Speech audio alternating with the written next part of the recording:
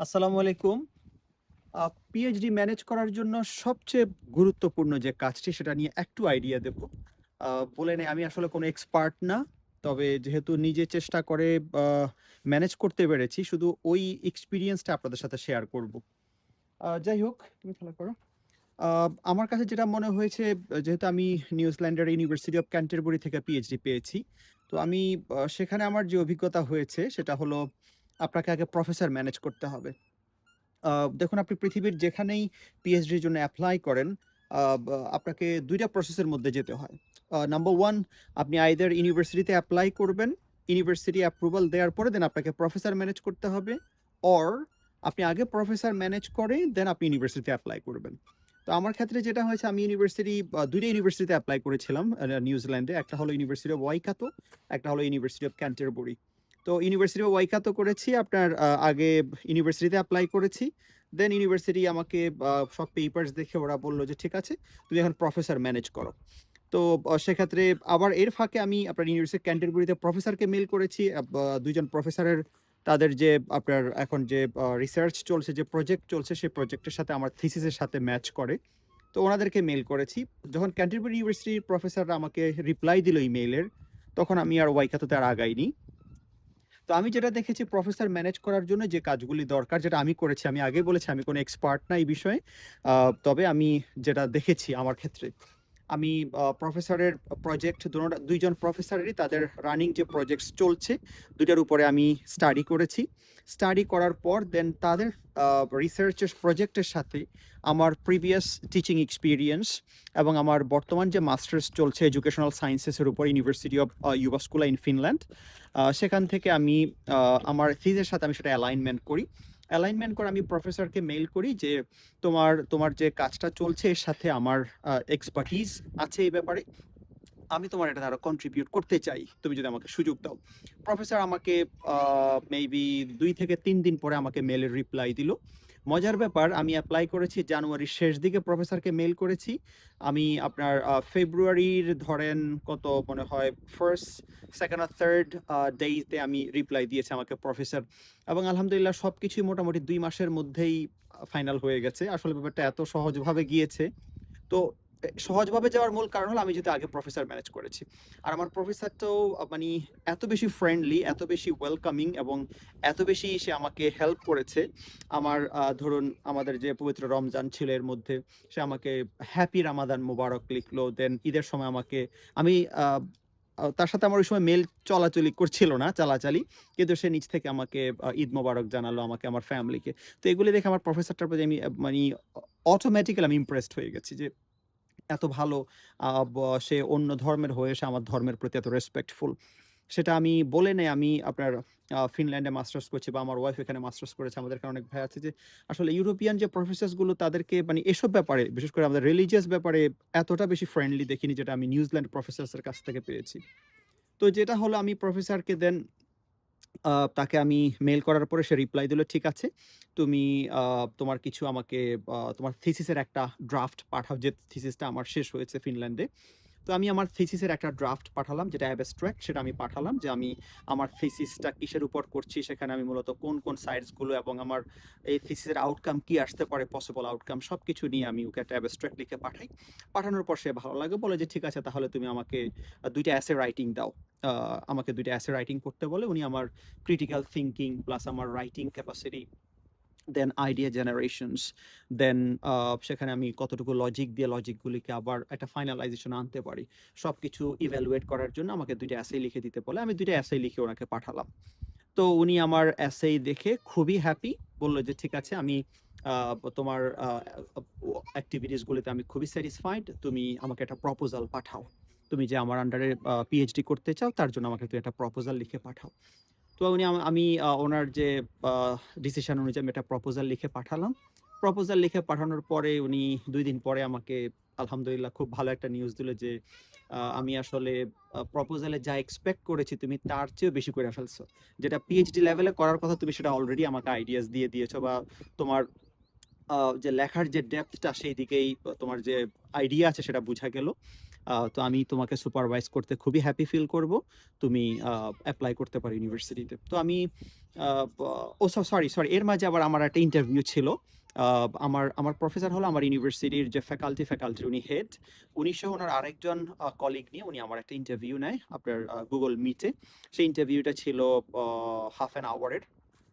তো ওই ইন্টারভিউটা দিয়েছিলাম ফার্স্ট। আমি ভুলে গিয়েছি যে আমি যখন ফার্স্টে ইমেল করি ওনার প্রজেক্টের উপর আমার এক্সপার্টিজ আছে এটা লিখে যখন ইমেল করি, এরপরে উনি আমাকে ইন্টারভিউর জন্য কল করেন বা ইন্টারভিউর জন্য আমাকে রিপ্লাই দেন যে তুমি ইন্টারভিউ দিতে রাজি আছো কিনা। যখন আমার ইন্টারভিউটা নেয় ওই দিন আমাকে অনেকগুলো ব্যাপারে উনি কোয়েশ্চেন্স করেছেন, দুইজন প্রফেসর সি। কোয়েশ্চেন্সগুলো বেসিক্যালি ছিল আমার যে স্টাডি চলছে বা আমার যে প্রায় 2 ডিকেডসের বেশি সময় ধরে আমার যে টিচিং এক্সপিরিয়েন্স আছে, সেই এক্সপিরিয়েন্স করতে গিয়ে আমি আসলে মূলত কোন কোন দিকগুলিতে ফোকাস করেছি, আমি যে আমার স্টুডেন্টসের যে শর্ট কামিংসগুলো পেয়েছি সেগুলি আমি ওভারকাম করার জন্য কী কী কন্ট্রিবিউশন রেখেছি। তো আমি আমার এগুলি টোটালি আমার প্র্যাকটিক্যাল এক্সপিরিয়েন্স থেকে আমি ওনাকে আমার শুধু এক্সপার্টিসগুলি শেয়ার করেছি। এবং surprisingly they were quite happy যে আমি আমার নিজের আইডিয়াসগুলো শেয়ার করেছি। সেখানে কপি করা বা কোথাও থেকে নেয়ার মতন কিছু ছিল না।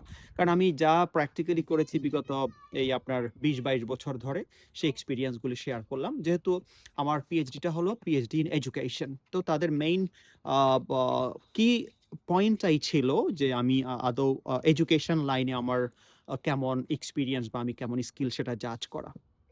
দেন আমাকে ফিনল্যান্ডের এডুকেশন পলিসি নিয়ে, ফিনল্যান্ডে আমি যে মাস্টার্স করছি এটা যেহেতু এডুকেশনাল সায়েন্সেসের উপর, এখানে আমার এআই বেসড এডুকেশনে আমার কেমন আইডিয়া আছে। আমার থিসিসটা হলো এআই ইন এডুকেশন নিয়ে, তো এটা সম্পর্কে আমাকে জিজ্ঞেস করলো। দেন আরও একটা কোয়েশ্চেন করলো যে আমি নিউজিল্যান্ড কেন প্রেফার করছি, ফিনল্যান্ড কেন না, ফিনল্যান্ডও তো পড়ালেখার জন্য ভালো। আমি আমার মতো করে যেটা আমার এখানকার রিয়েল এক্সপিরিয়েন্স সেটা আমি ওনাদের সাথে শেয়ার করি। তো সব দেখেই ওনারা হ্যাপি হওয়ার পরে দেন আমাকে আসলে আমার যে থিসিসের ড্রাফট চেয়েছিল, এরপরে আমাকে 2টা এসে লিখতে দিয়েছিল, দেন আমাকে প্রপোজালের জন্য বলেছিল। তো আলহামদুলিল্লাহ দেন ফাইনালি উনি স্যাটিসফাইড হয়ে আমাকে ইউনিভার্সিটিতে অ্যাপ্লাই করতে বলল। আমি ইউনিভার্সিটিতে অ্যাপ্লাই করলাম। অ্যাপ্লাই করার পর প্রায় ধরেন মাসখানিক সময় লেগেছে।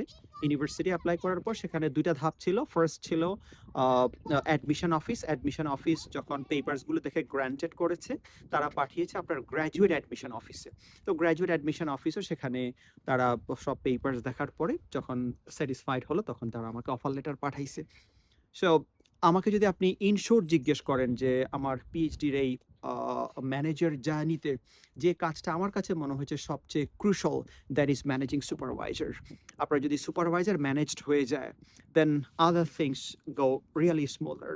সেগুলো নিয়ে এত আসলে যখন ইউনিভার্সিটি দেখে আপনার প্রফেসর ম্যানেজ হয়ে গেছে তখন ইউনিভার্সিটির আর কোনো তেমন হেডেক থাকে না। কারণ পিএইচডিতে আপনি কোনো একটা সুপারভাইজারের আন্ডার আপনি কাজ করবেন। এখন সুপারভাইজারই যদি না থাকে আপনাকে আসলে সুপারভাইজ করবে কে? সো এইজন্য আমি আপনাদেরকে বলব যাদের ইনটেনশন আছে পিএইচডি করতে চান, whether in English speaking countries or European countries or wherever you wish to, first job must be looking for professors. আর প্রফেসরস এর জন্য যেটা করবেন আপনার ফ্যাকাল্টি সিলেক্ট করবেন। ওয়েবসাইটে গিয়ে আপনি সেখানে প্রফেসরসের তার যে রানিং প্রজেক্টসগুলো চলছে সেগুলোর উপর নিজে স্টাডি করবেন। If you think that those works align with your expertise or your previous experience, then you may just show your interest to the professor. That yep, I'm highly motivated or interested to just go further with this work. তাহলে তারা যদি যখন বুঝতে পারবে যে না আপনি সেখানে তো অবশ্যই আপনার প্রিভিয়াস এক্সপেরিয়েন্সেস গুলো থাকবেই, সেগুলো যখন অ্যাড করবেন আপনার যে ইমেইলে, যদি লাক হয় সেক্ষেত্রে তারাই আপনাকে রিচ করবে। আর আরেকটা ব্যাপার মানে আমার ব্যাপারে যেটা আমি দেখেছি সেটাখানে আমি প্রফেসরকে ইমেল করেছি মাত্র 2 জন প্রফেসরকে, আর ইউনিভার্সিটিতে এপ্লাই করেছি একটাতে, সেটা হলো ওয়াইকাতু। তো 2 জন প্রফেসরের মধ্যে আলহামদুলিল্লাহ 2 জনই রিপ্লাই দিয়েছে এবং পরে 2 জনে কোলাবোরেট এবং দোনোজনই ইউনিভার্সিটি অফ ক্যান্টারবুরির ছিল। দোনোজনে কোলাবোরেট করে দেন আমাকে তারা সুপারভাইজ করার জন্য একজন আমার যিনি ডিপার্টমেন্টের হেড তিনি রাজি হয়েছে, বাকিজন আমাকে ইন্টারভিউ দিচ্ছিল। তো এই ছিল আমার জার্নিটা। আরেকটা ব্যাপার আপনাদেরকে বলে রাখবো সেটা হলো পিএইচডির জন্য আইএলটিএস কিন্তু ম্যান্ডেটরি নিউজিল্যান্ডে। সেখানে আমার ফ্যাকাল্টিতে হলো 7, তারা বলেছে অ্যাবাভ 6.5 এবং সেখানে কোনো ব্যান্ডেই 6 এর নিচে থাকতে পারবে না।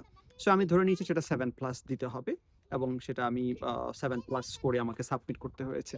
তো যেটা বলবো আপনাদেরকে সেটা হলো পিএইচডি করেন বা মাস্টার্স করেন বা ব্যাচেলর করেন, আপনার ল্যাঙ্গুয়েজ যখন আপনি ইংলিশ স্পিকিং কান্ট্রির কথা চিন্তা করবেন, সেক্ষেত্রে অবশ্যই আপনি আপনার ল্যাঙ্গুয়েজ প্রফিশিয়েন্সি টেস্ট দিয়ে রাখবেন। একটা বলে রাখি যে অনেকজনে হয়তো ভাবতে পারেন যে আমার তো ইউরোপিয়ান মাস্টার্স আছে, তারপরেও কেন আমার আইএলটিএস লাগছে? ব্যাপারটা হলো ইউরোপিয়ান ডিগ্রির ক্ষেত্রেও আপনি যদি ইংলিশ স্পিকিং আপনি এপ্লাই করেন, তাহলে আপনার আইএলটিএস হোক, TOEFL হোক, পিটিই হোক, আপনার ইংলিশ প্রফিশিয়েন্সি টেস্ট স্কোর লাগবেই। সো এটা ছিল শুধু পিএইচডির মেইন ক্রুশাল পার্ট নিয়ে আপনাদেরকে একটু আইডিয়া দেয়া। ধাপে ধাপে আরো অন্যান্য ব্যাপারগুলো নিয়েও বলবো ইনশাল্লাহ। যেহেতু এই লাইনে জার্নি শুরু করেছি, আরো স্টাডি করে রিসার্চ করে দেন আপনাদেরকে অবশ্যই ডিপার নলেজ বা ইনসাইটস গুলো আপনাদের সাথে শেয়ার করব। দোয়া করবেন। আপনারা সবাই জানেন যে গত মাসে আমার আব্বা আল্লাহর কাছে আল্লাহ নিয়ে গেছেন। আর সবাই আমার আব্বার জন্য একটু দোয়া করবেন। যেন আমার আব্বাকে আল্লাহ বেহেশত নসিব করেন, জান্নাতুল ফেরদাউস দান করেন। এবং আমার আম্মা অসুস্থ শারীরিকভাবে, আম্মাকে যেন আল্লাহ সুস্থতার সাথে নেক হায়াত দান করেন। আপনাদের জন্য দোয়া করি, আপনাদের আম্মা আব্বার জন্য দোয়া করে, সকল আব্বা আম্মাকে আল্লাহ যেন মাফ করে দেন এবং তাদেরকে যেন আল্লাহ শান্তিতে রাখেন, সুস্থ রাখেন। ভালো থাকবেন, দোয়া করবেন। সালাম আলাইকুম।